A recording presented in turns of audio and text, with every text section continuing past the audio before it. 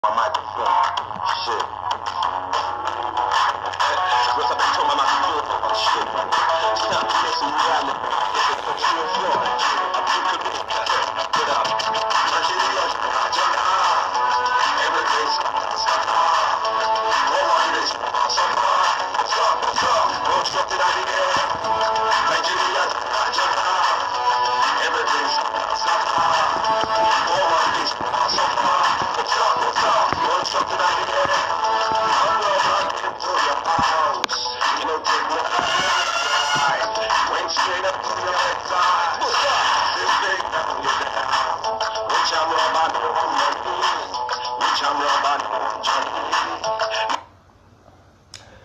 Hello Nigerians, today my name is Victor Baradarabo. I want to talk about the NSAS/SWAT and the aftermath.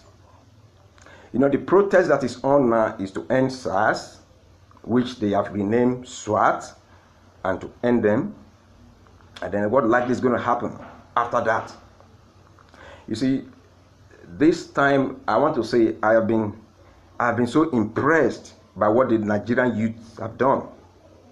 I've been so impressed in the point that I have to confess that the protest they've done is one of the most peaceful, coordinated, and disciplined non-violent protests that has taken place in the 21st century. They have done absolutely well, even without a leader. Without a figurehead that this is our leader. They've done absolutely well.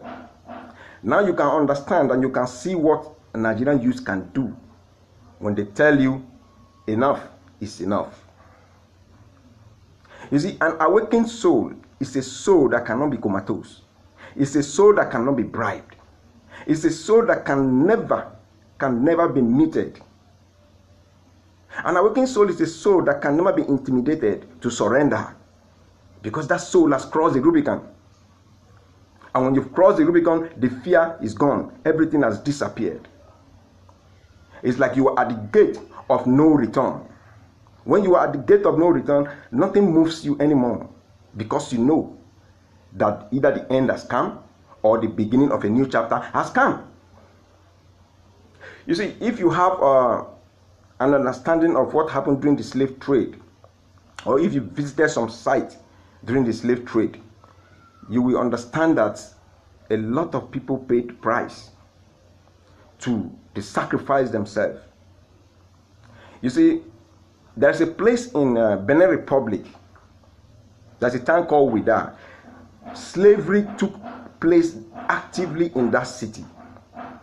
I'm telling you, if you get to that city, you will weep by the time you begin to tell you the history and take you to sites where this thing happened. There is a place at the beach called the Gate of No Return.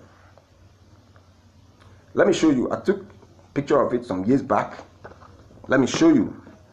You can look at it. So at the background is me and my wife, so don't worry about that.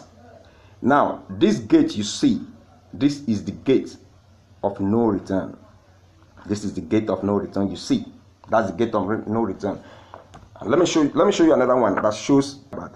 You see, this, look here, you will see a small, it's like a small house. It's not that small, but it's because of the picture. Look at it here. After this gate, now you get to this house. Then at the back of this, you see the Atlantic Ocean. That place, once you get to the gate, when they take the slaves in those days, once you get to the gate of no return, you cross that gate.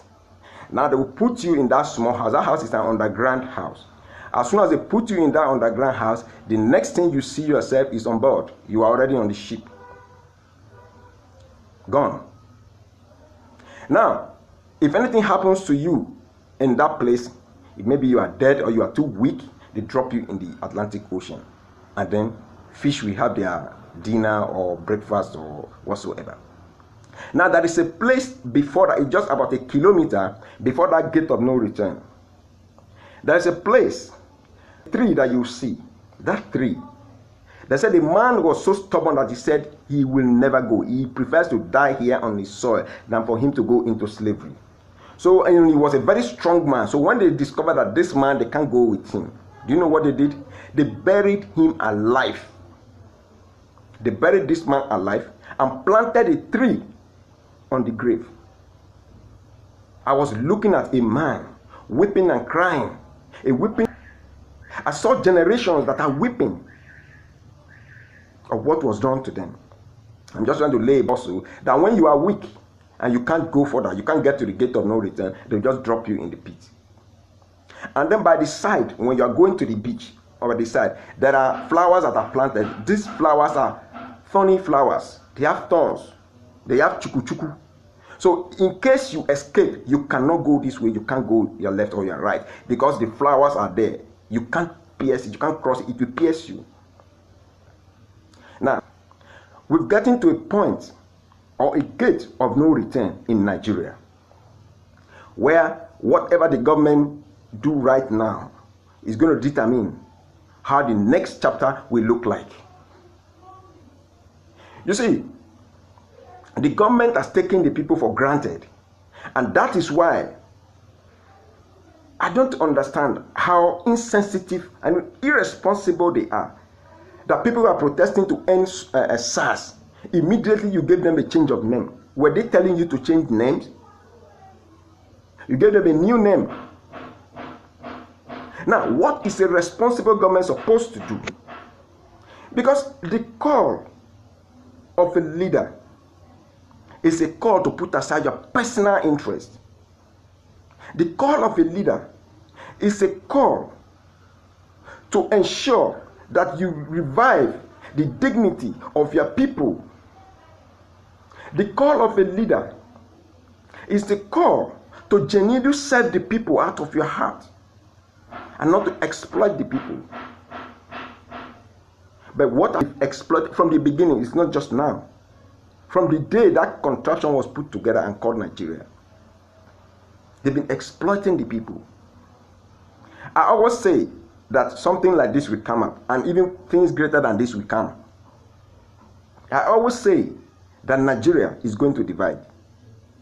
Because the heralds or the thing, when you are talking, when they are demanding, you will never listen.